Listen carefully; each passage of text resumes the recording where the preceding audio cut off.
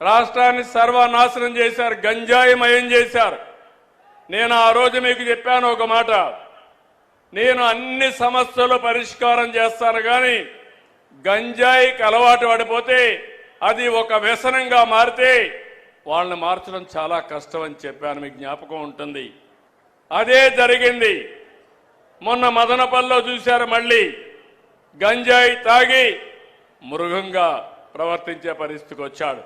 నేను ఒకే మాట చెప్పాను, ఎవడైనా సరే ఈ రాష్ట్రంలో మత్తు సేవించి తద్వారా మానవత్వాన్ని పోగొట్టుకుంటే ఆడబిడ్డల జోలుకొస్తే అదే మీకు చివరి రోజు అవుతుందని ఎన్నోసార్లు చెప్పాను.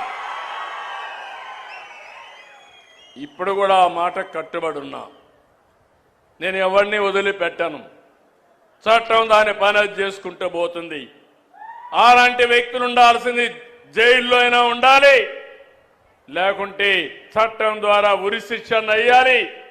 ఆ భయంతో ఎవరైతే ఈ తప్పులు చేశారో వాళ్లే అఘాయిత్యం చేసుకునే పరిస్థితి వస్తారు తప్ప ఎవరిని వదిలిపెట్టే పరిస్థితి ఉండదని మరొకసారి మీకు హామీ ఇస్తున్నా.